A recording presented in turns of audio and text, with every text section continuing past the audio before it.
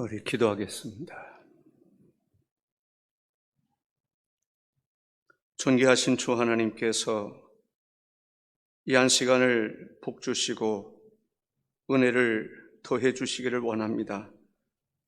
특별히 하나님의 말씀을 증거하는 이 시간, 우리 듣는 모든 성도들에게 준비된 하나님의 은총을 베풀어 주옵소서. 예배 시종이 하나님께 연락되기를 원하옵고, 또 오늘 특별히 말씀을 듣는 시간 귀를 열어주시고 또 들려주시는 말씀에 아멘으로 화답하는 성도들 되게 하옵소서. 예수님의 이름으로 기도하옵나이다. 아멘.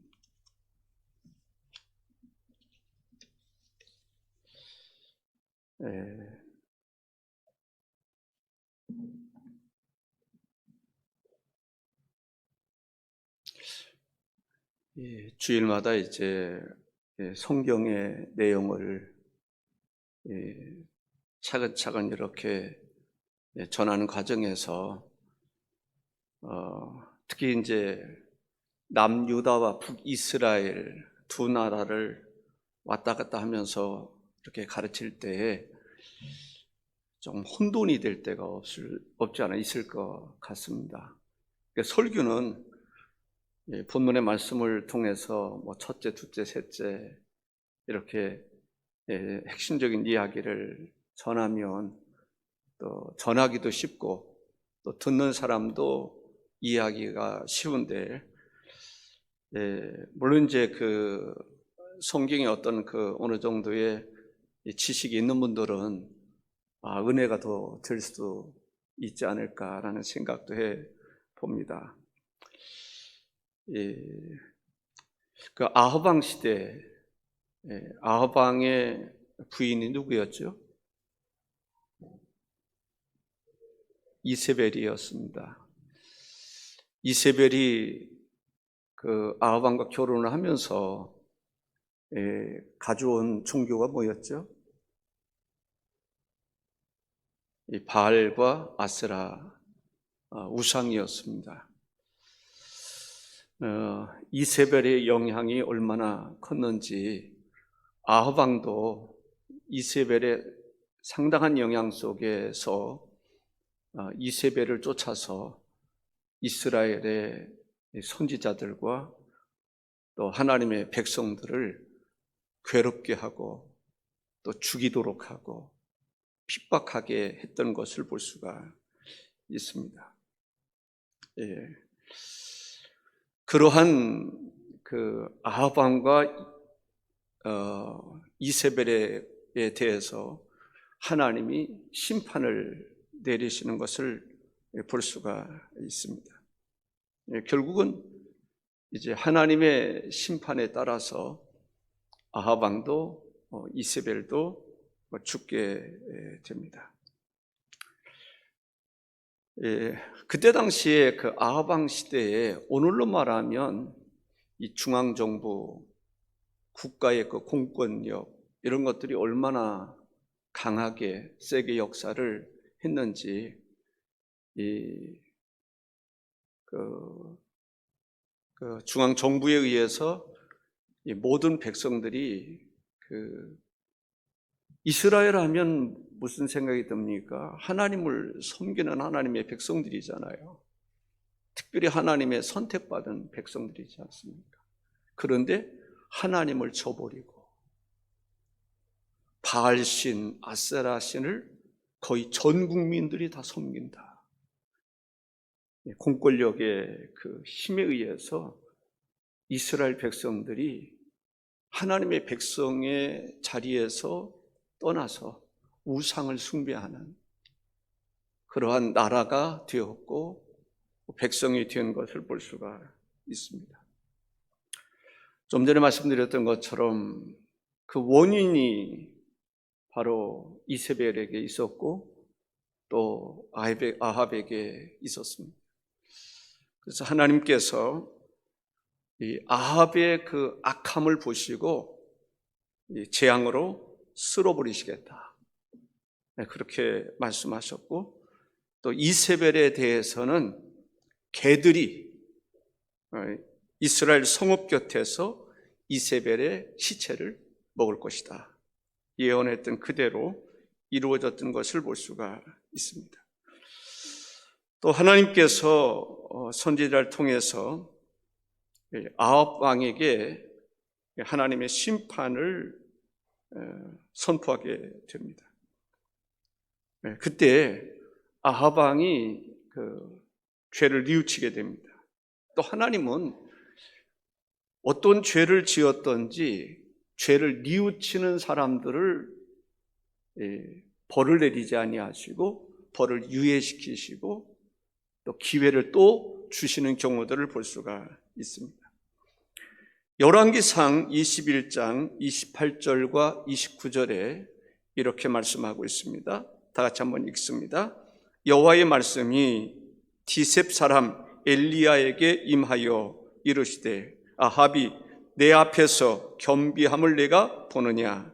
그가 내 앞에서 겸비함으로 내가 재앙을 저의 시대에는 내리지 아니하고 그 아들의 시대에야 그의 집에 재앙을 내리리라 하셨더라.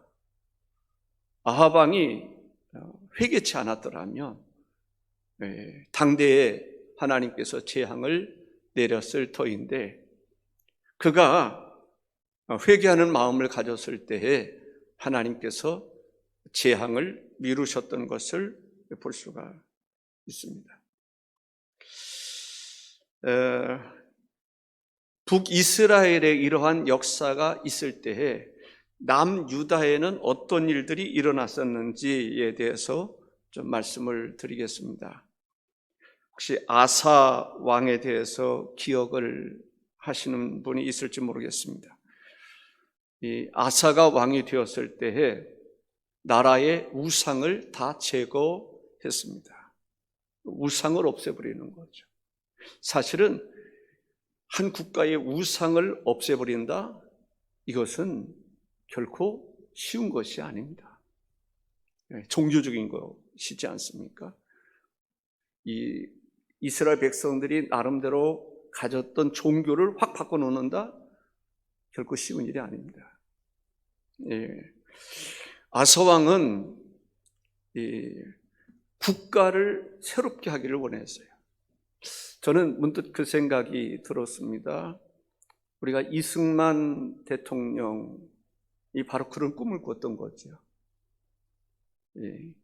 이승만 대통령이 꿈꿨던 나라는 어떤 나라였습니까? 하나님의 나라였습니다. 국가가 이 민족이 하나님을 섬기는 민족이 되기를 원했던 거죠. 그래서 그런 부분에 있어서 북한의 김일성이는 공산 정권을 원했지만 남한의 이승만 대통령은 자유민주주의, 시장경제, 하나님의 나라, 정말 하나님의 나라가 이루어지기를 원했던 거죠. 그래서 모든 백성들이 일생에 한 번 정도는 다 복음을 접할 수 있는 나라가 되기를 원한 거예요. 그래서 학교에는 교목제도를 두었고 군대에는 군목제도를 만들었고 후에 향목제도, 경목제도, 이 모든 대한민국의 백성들이 한 번 정도는 복음을 접할 수 있도록 해야 되겠다. 학교에는 교목,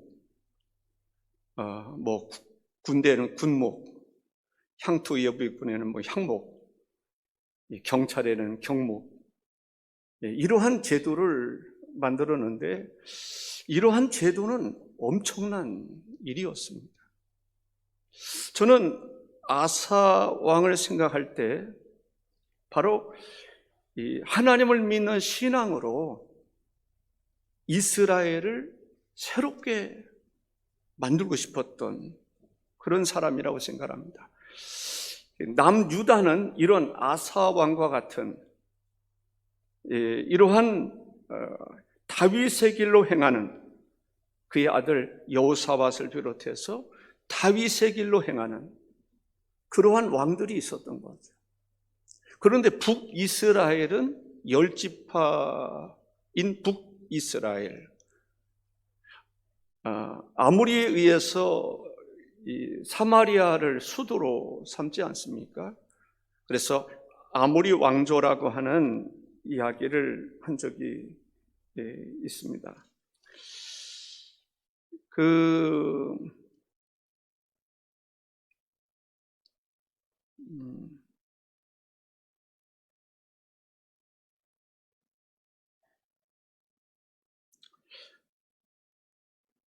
아사라고 하는 왕이 우상을 제하여 버렸는데 어느 정도 철저하게 우상을 제했느냐 하면 그의 모친 마아가가 아세라 우상을 만들었을 때에 태우에 의해서 폐위시키는 그러한 결단을 아사 왕이 내렸습니다. 그리고 그 왕위를 아들 여호사밧에게 이렇게 물려주게 되는 것을 볼 수 있는데, 여호사밧은 어떠냐면 다윗의 길로 걸어갔던 사람이 여호사밧입니다. 그는 바알에게 구하지 아니하고 바알에게 기도하지 않았다는 거예요. 역대하 17장 3절과 4절을 한번 읽어보겠습니다. 여호와께서 여호사밧과 함께 하셨으니 이는 그가 그의 조상 다윗의 처음 길로 행하여 바알들에게 구하지 아니하고 오직 그의 아버지의 하나님께 구하며 그의 계명을 행하고 이스라엘의 행위를 따르지 아니하였음이라 했습니다. 바알에게 기도하지 않고 그의 아버지 아사, 그의 아버지 아사는 누굽니까? 하나님을 경외했던 아사의 아버지는 하나님은 누구예요? 여호와 하나님이시죠. 여호와 하나님 앞에 기도했다라는 거죠. 그리고 그의 계명을 지켜 행했다라고 얘기를 하고 있습니다. 아사의 아들 여호사밧은 유다 백성들을 하나님께로 돌아오게 하는 것입니다. 그리고 중요한 것이 있죠. 백성들을 공정하게 판결을 하기 위해서 재판관을 세웠습니다. 공정한 재판이라고 하는 것, 저는 정말 공정한 재판을 하는 나라가 좀 있으면 좋겠는데, 이 공정한 재판, 뭔가 힘 있는 사람들은 재판도 막 미루기도 하고, 힘이 없는 사람들은 미룰 수조차도 없는 이 잣대가 좀 틀린, 힘 있는 사람들에게 죄는 잣대하고 힘이 없는 사람에게 죄는 잣대가 틀린, 저울로 말하면 저울을 속이는 이 공정한 재판을 그때 여호사밧이 할 수 있도록 재판관을 세웠다고 하는 것은 놀라운 역사입니다. 획기적인 거예요, 그 시대에. 그리고 모압이나 암몬이나 마온 사람들과의 전쟁이 있을 때 하나님께 기도한 거예요. 기도가 중요한 겁니다.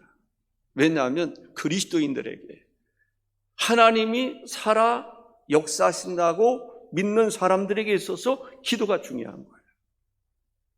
아멘이십니까? 내 집은 만민이 기도하는 집이라고 그랬잖아요.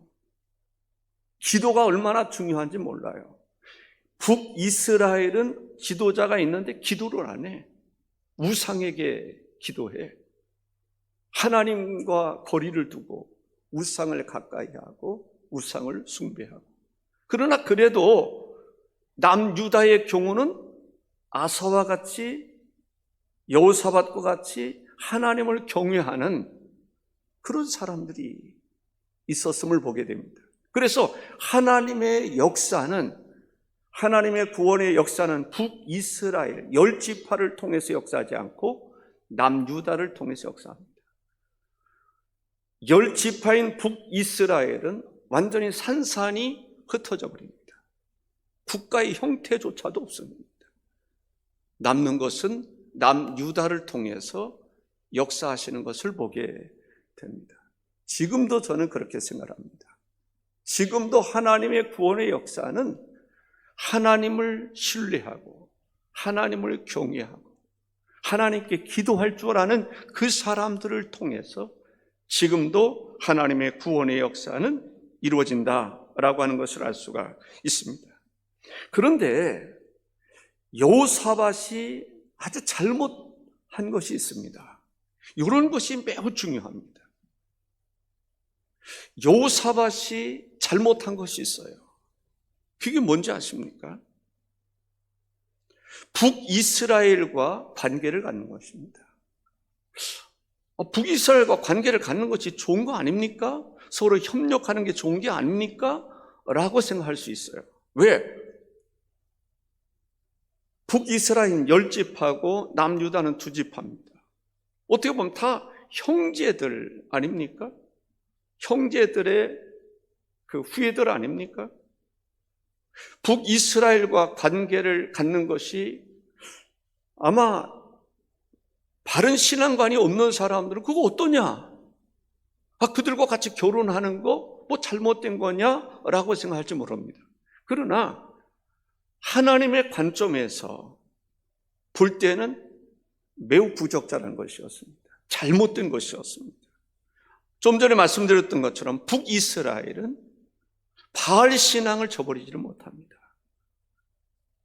우상을 저버리지 못하는 거예요. 하나님 외에 다른 신에게 경배하는 그러한 북이스라엘이었습니다. 그들과 결혼한다? 하나님이 보실 때는 불의한 자와 짝하는 것과 마찬가지였습니다.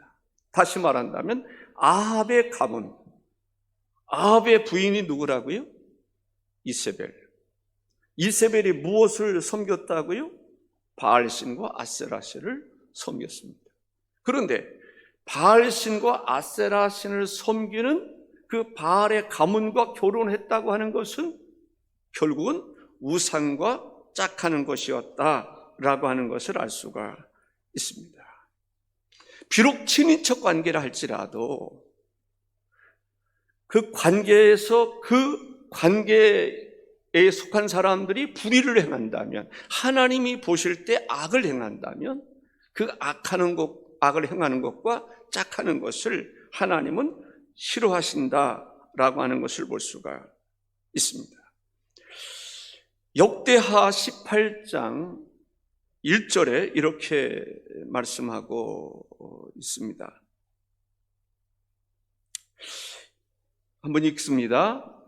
여호사밧이 부귀와 영광을 크게 떨쳤고 아합 가문과 혼인함으로 인척 관계를 맺었더라. 이 부귀와 영화를 크게 떨쳤습니다. 저는 무슨 생각이 드냐면요, 솔로몬의 경우를 보면 부귀와 영화를 누리게 됩니다. 근데 부귀와 영화를 누리면서 불의를 행하게 되는데 바로 이방 여인을 취하는 것입니다. 무상을 받아들이는 것입니다. 수용하는 것입니다. 이방 여인, 우상을 섬기는 이방 여인들을 수용하는 것입니다.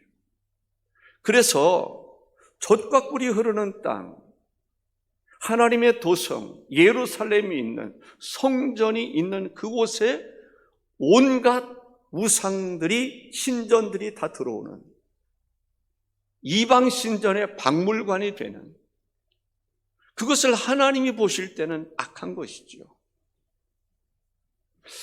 그래서 솔로몬의 경우를 보면요, 사울만 욕할 것이 아니라 사울이 뭐에 대한 욕심이 있습니까?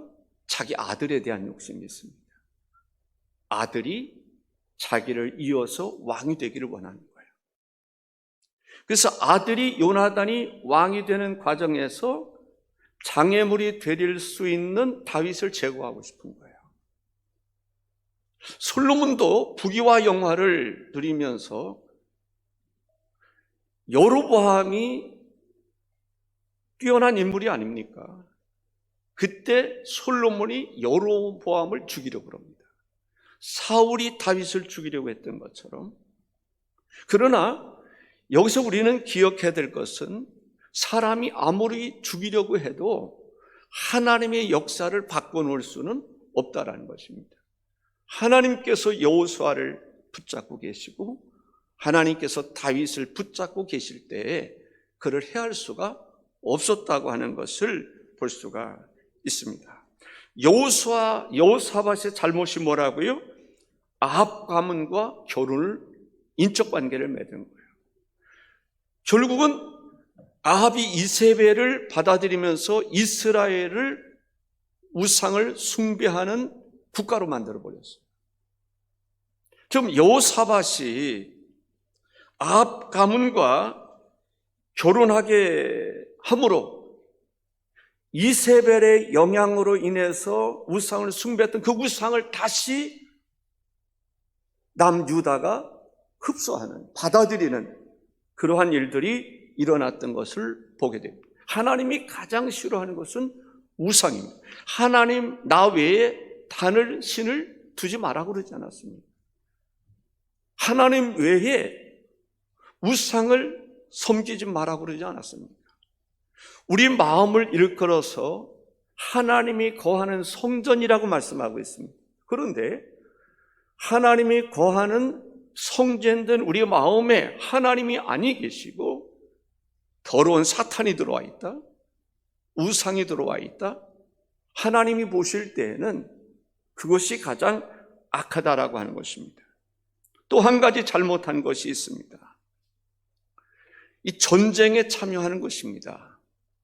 무슨 전쟁에 참여하면 북이스라엘의 전쟁에 남유다가 참여하는 것입니다. 아람이라고 하는, 아람에게서 길르앗 라못을 되찾고자 하는 마음에서 아합 왕이 전쟁을 벌입니다. 그때 그 전쟁에 이제 여호사밧, 남유다가 참여하게 된다라는 것이죠. 우리는 여기에서 한 가지 분명하게 이해할 수 있고 알아야 될 것이 있습니다. 아무리 내 자식이라 해도, 인척 관계라 할지라도 불의한 자와 짝하는 것은 하나님이 기뻐하지 않는다는 것입니다. 비록 내 자식이라 할지라도 그 자식이 불의한 자와 인척 관계를 맺는 것도 하나님 기뻐하지 않는다는 것입니다. 우리나라에 사람들이 정이 많다고 그러지 않습니까? 그래서 이슬람권의 사람들이 한국을 포교하는 그러한 가운데서 한국 여인들과 결혼을 하려고 합니다. 한국 사람들은 딸과 결혼을 하면 딸이 이슬람이 되면 그 가족들도 이슬람이 될 가능성이 많다고 보는 거죠. 정이 많기 때문에, 인정이 많기 때문에. 사랑하는 성도 여러분, 우리는 진리와 비진리를 분명하게 구분할 수 있어야 됩니다. 누가 시장에 간다고 해서 그냥 무턱대고 따라가면 안 되는 거죠. 친구 따라 뭐 어디까지 간다고 그러지 않습니다. 예. 비록 친구라 할지라도, 내 애인이라 할지라도, 부부라 할지라도, 내 자식이라 할지라도 그 사람들이 불의를 행한다면, 우상을 숭배한다면 거기에서 단호한 결단을 우리가 내려야 된다라고 하는 것을 남북의 관계를 통해서 우리는 알 수가 있습니다. 남유다와 북이스라엘의 차이는, 남유다는 다윗의 길로 행하는 사람들이 그래도 많이 있었다면 북이스라엘은 여로보암의 길로 행하는 사람들이 많았다는 것입니다. 남유다는 하나님을 경외하는, 우상을 제거하려고 하는, 우상을 제거하는 사람들이 그래도 있었다면 북이스라엘은 우상을 끌어들이는, 이스라엘 백성들로 하여금 우상을 숭배하게 하는 악한 왕, 그들을 하나님은 악한 왕이라고 볼 수가 있습니다. 아합의 왕이 있습니다. 아합 왕의 아들이 아하시아입니다. 아합의 아들 아하시아가 하나님을 잘 섬겼겠어요? 안 섬겼겠습니까? 아합 왕은 북이스라엘의 왕이었습니다. 북이스라엘의 왕의 그 왕들 가운데 하나님을 잘 섬기는 사람이 없다는 생각을 우리가 늘 가지시면 됩니다. 그러면 아합 왕의 아들이 여호와를 잘 섬겼겠느냐라고 했을 때 아니라고 하는 답을 내릴 수 있습니다. 그 아들이 병에 걸렸습니다. 병에 걸렸으면 하나님께 나가야 되는데, 하나님께 기도해야 되는데, 하나님의 은혜를 구하고 하나님의 도우심을 구해야 되는데, 열왕기하 1장 2절에서 4절을 한번 읽어보겠습니다. 좀 깁니다만은 2절 한 절만 읽을까 하다가 2절 한 절만 읽습니다. 다 읽습니다. 아하시아가 사마리아에 있는 그의 다락 난간에서 떨어져 병들매 사자를 보내며 그들에게 이르되 가서 에그론의 신 바알세부백의 이 병이 낫겠나 물어보라 하니라. 지금 무슨 얘기하고 있는 거죠? 아합의 아들 아하시아가 병들었습니다. 다락 난간에서 떨어져서 병들었는데 누구에게 물어보라는 거예요? 하나님께 물어보라는 거예요. 지금 뭐라고 얘기합니까? 에그론의 신 바알세부백의 이 병이 낫겠나 물어보라는 거예요.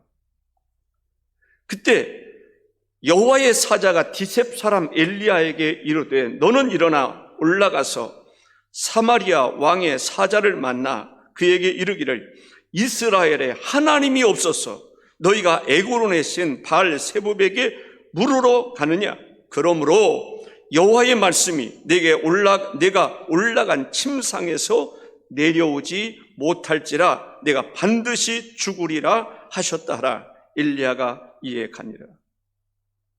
하나님께서 그를 치신 것이지요. 침상에서 내려오지 못하고 죽게 하셨던 것을 볼 수가 있습니다. 아합의 왕, 아합 왕의 그 아들 아하시아 시대는 아버지 아합보다도 더 악한 그러한 죄악된 삶을 살아갔던 것을 볼 수가 있습니다. 하나님께서 그러한 아합에게 북이스라엘에 선지자 엘리야를 보내주셨습니다. 그런데 엘리야가 얼마나 정말 성실하게 북이스라엘을 위해서 헌신적으로 살았습니까? 그런데 북이스라엘에 엘리야를 보내서 엘리야가 그렇게 헌신적으로 일했지만 이스라엘 백성들은 돌이키지 않았습니다. 하나님께 돌아오지 않았습니다. 어떻게 보면은 그런 면에서 엘리야의 실제적인 업적은 외적으로 보면 별로 나타난 게 없습니다.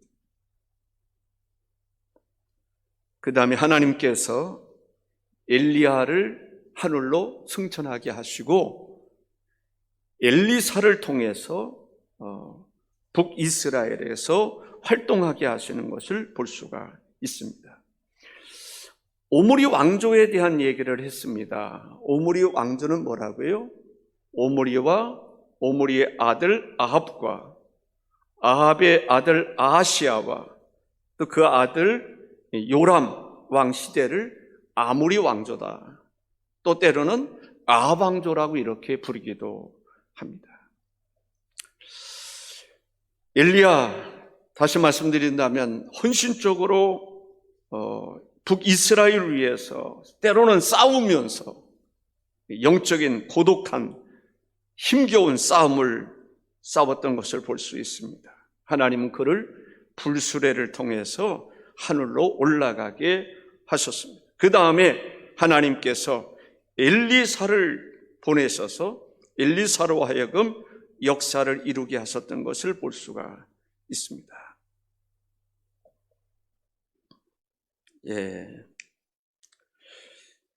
북이스라엘의 경우는 큰 위기에 직면했을 때 때로는 하나님의 도움을 요청하는 경우들이 있었습니다. 평상시에는 하나님을 섬기지 않다가 이것은 오직 하나님만이 하실 수 있는 일이다라고 싶었을 때 하나님의 도우심을 구했던 일이 있었다는 것입니다. 바로 엘리사 시대에 그러한 일들이 있었습니다. 엘리사 시대에 하나님의 역사가 있었는데 저는 엘리사 시대에 엘리사가 꿈꿨던 게 있습니다. 저는 매우 중요하게 생각을 했습니다. 엘리야 시대에 어떻게 보면은 아방을 대상으로 해서 홀로 싸웠단 말이죠. 그래서 엘리사 시대에 엘리사는 오늘로 말하면 신학교를 세운 거예요. 신학교를 세워서 이제 혼자가 아닌 이제 여호와의 종, 하나님의 사람들을 키워야 되겠다. 저는 엘리야를 생각하면서 우리 국제학교를 생각할 때가 있습니다. 다음 세대를 키우는, 모세가 그러한 사역을 했던 사람이고, 왜냐하면 모세가 정말 중요하게 중점을 두고 했던 사역이 다음 세대입니다. 그래서 다음 세대를 통해서 약속의 땅에 들어가서 이 하나님 약속의 땅에서 정말 하나님의 꿈꾸는 제사장 나라가 되기를 원했던 거죠. 엘리야 시대를 보고 엘리사는 신학생들을 키웁니다. 그런데 신학생들을 신학교를 이제 하는데 그렇다고 해서 이스라엘 백성들이 그 엘리사에게 이렇게 동조하고 협력하고 이런 것들이 거의 없었던 것 같아요. 엘리사 시대에도 정말 다음 세대를 위해서 정말 나라를 살리기 위해서 선교사를 파송시키고 키워나가고 이러한 일을 했던 사람 엘리사는 어떻게 보면 너무 외로웠다. 이렇게 볼 수가 있습니다. 예를 들어서 선지학교의 학생이 그만 세상을 떠나고 말았습니다. 이제 과부가 생긴 거예요. 두 아이를 두고 있었던 이 사람이 과부가 된 거예요. 어떤 연유로 빚을 많이 얻었는지 모르지만 그 신학생도가 아마 몸이 안 좋았는지 학비 때문에 그랬는지 모르지만 빚을 많이 지고 있었어요. 그런데 그 남편이 죽었단 말이죠. 근데 빚을 빌려준 사람이 빚을 갚으라 그러는데 갚을 능력이 없어요. 그러니까 두 아들들 그거 데려갈 거야. 내가 내 종으로 삼을 거야. 이제 두 아들조차도 빼앗기게 됐단 말이죠. 얼마나 가슴이 아플까요? 남편도 죽었지. 그래도 나름대로 하나님의 일을 하고자 하는 국가를 위해서 정말 여호와 신앙을 위해서 부름받아 나선 이 몸 그러한 사람이었는데 그 사람이 죽었고 빚 졌는데 두 아들조차도 뺏어가겠다고 그러니 얼마나 가슴이 아플까요? 그때 그 이야기를 이제 엘리사에게 하게 됩니다. 그때 엘리사가 그 과부에게 묻습니다. 너희 집에, 내 집에 있는 게 뭐냐? 그랬더니 기름 한 그릇밖에 없습니다. 기름 한 그릇. 어떻게 보면은 기름 한 병이라고 하는 말로 써도 들리는지 모르겠어요. 그때 엘리사가 뭐라고 그러냐면 이웃에게 가서 그릇을 빌려와라는 거예요. 많이 빌려오라. 적게 빌리지 말고 많이 빌려와라는 거예요. 기름을 담을 수 있는 그릇을 빌려오라는 거예요. 나름대로 빌려왔을 겁니다. 큰 것도 빌려오고 작은 것도 빌려오고 그릇이라고 하는 그릇을 다 빌려왔을 거예요. 그리고 그 아들들하고 함께 문을 잠그고 기름을 부라고 말합니다. 그런데 놀라운 오병이어의 역사가 일어난 거죠. 기름을 붓는데 그릇이 다 차기까지 기름이 계속 흘러나오는 거예요. 그릇에 기름이 가득 찼습니다. 그릇이 또 없느냐? 이제 없다 할 정도로. 이제 그것을 팔아서 빚을 갚아라. 그리고 나머지 가지고 생활비로 써라. 이러한 엘리사를 통해서 기적이 일어나는데 그 기적이 뭐와 관련되냐면 선지 생도와 관련된 거란 말이죠. 또 두 번째 어떤 기적이 또 일어나는데 이 도끼, 잃어버린 물에 빠진 도끼를 건져내는 사건입니다. 아마 신학생들이 좀 숫자가 많았던 것 같아요. 그러다 보니까 엘리사와 신학생들이 살아갈 수 있는 집이 부족한 거예요. 숙소가 부족한 거예요. 그래서 나무를 베다가 한마디로 그들이 생활할 수 있는 생활 공간을 만들다가 그만 도끼를 빌려왔는데 그때 당시 도끼는 귀한 거죠. 아무나 가질 수 있는 게 아니죠. 그만 도끼질을 하다가 그 깊은 물에 빠지고 말았습니다. 그때에 그 선지 생도가 뭐라고 하면 외쳤다는 표현을 쓰고 있어요. 외쳤는데 아하 내 주여. 그 도끼를 빠뜨렸는데 이게 아마 건질 수 없는 깊은 곳에 빠졌던 거야. 아 외마뒀으리 내 주여 이거 빌려온 것인데 라고 말합니다. 그때 엘리사가 나뭇가지를 베서 던져서 도끼가 떠오르게 만듭니다. 그게 기적이죠. 그 도끼가 떠오르는 거예요. 물에서 떠오르는 거예요. 이건 일반적인 게 아닙니다. 기름을 붓는 것도 기적이고 가라앉았던 도끼가 쇠 도끼가 물에서 떠오르는 것도 기적입니다. 그 다음에 기적이 뭡니까? 저는 여기에서 찬양 한 곡을 부르고 싶었습니다. 나의 힘이 되신 여호와여.